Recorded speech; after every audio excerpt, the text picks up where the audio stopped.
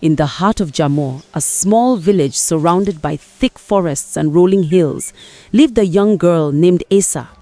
She was known for her bright eyes and the gentle smile that could melt even the coldest heart. But her life was far from easy. Esa had lost her mother when she was just 5. Her father, a humble palm wine tapper, remarried soon after to a woman named Mama Sadi, a woman whose heart was as hard as the dry season ground.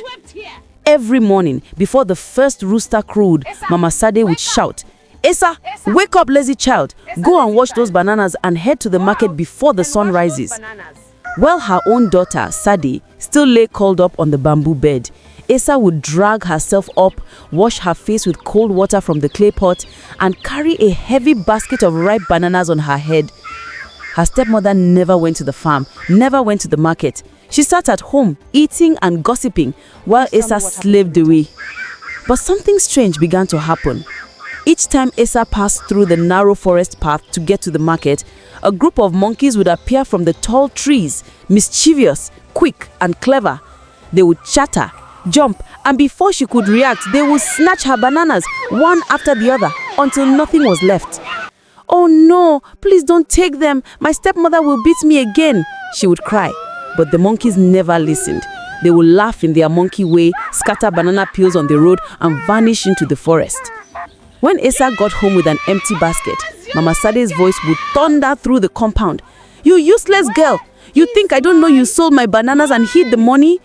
Before Esa could explain, the woman's cane would fall on her back again and again until tears soaked the dusty floor. Esa's father was never around to defend her. He spent most of his time tapping palm wine in distant farms, and Mama Sade always lied that Esa was lazy and stubborn. Days passed, then weeks, and each time the same thing happened. The monkeys stole her bananas and she got beaten. One morning, tired of the pain, Esa decided to try something different. Before leaving the house, she said softly to herself, "If the monkeys must steal my bananas, I will follow them and find out why." So that day, when the monkeys appeared again, chattering and swinging from tree to tree, Esa pretended to chase them, but instead of shouting, she followed quietly. The monkeys led her deeper into the forest, through a narrow trail she had never seen before. The sound of birds faded, and all she could hear was the rustling of leaves and distant monkey calls. After a long walk, she arrived at a strange place, a clearing with a tall ancient tree at its center. Beneath it was a small pool of water that glowed like moonlight, even though it was day.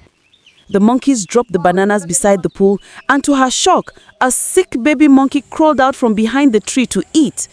Her heart softened. She whispered, "So, they weren't just stealing for fun, they were feeding their sick child."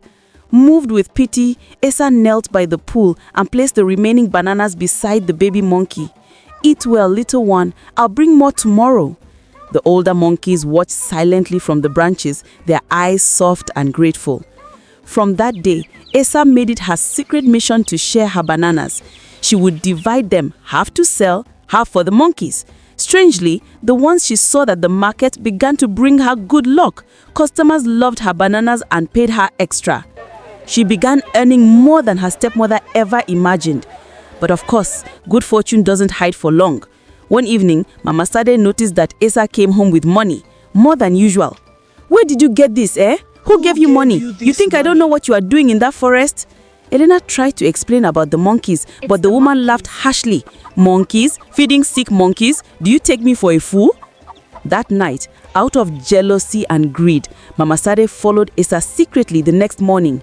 Hidden behind trees, she watched as Esa placed her bananas near the growing pool for the monkeys. Suddenly, Mama Sade's eyes widened when she saw one of the monkeys drop a small shiny stone beside the pool, a golden stone that sparkled like fire. "Ah, so this is where her money comes from," she whispered greedily. The next day, when Esa left home, Mama Sade packed her own basket of bananas and hurried into the forest. She reached the same clearing and shouted, "Monkeys, come out! Take your bananas and give me my gold!" But the monkeys did not come. The forest grew silent. Angered, she threw the bananas into the pool and bent down to grab one of the stones by force. The moment her fingers touched the glowing water, the pool roared to life, the ground trembled, and a voice echoed, "The heart that gives is blessed, the hand that steals shall know no peace." Before she could run, the monkeys surrounded her, screaming wildly. She stumbled, fell into the pool, and in an instant she was gone. The water went still. Only the golden stone remained at the edge. Asa, who had heard the noise, ran to the spot and saw the golden stone lying near the pool. The biggest monkey came down and placed it gently in her palm. Then all the monkeys bowed their heads and disappeared into the forest. When she returned home, her stepmother was gone forever. Her father soon came back and Asa told him everything. Together they rebuilt their life, and from that day on, no one called her the unlucky girl. The villagers said her kindness had opened the heart of the forest itself. And they say that if you pass through Jamo forest on a quiet afternoon, you can still hear the sound of monkeys laughing softly in the trees, protecting the memory of the girl who showed them kindness.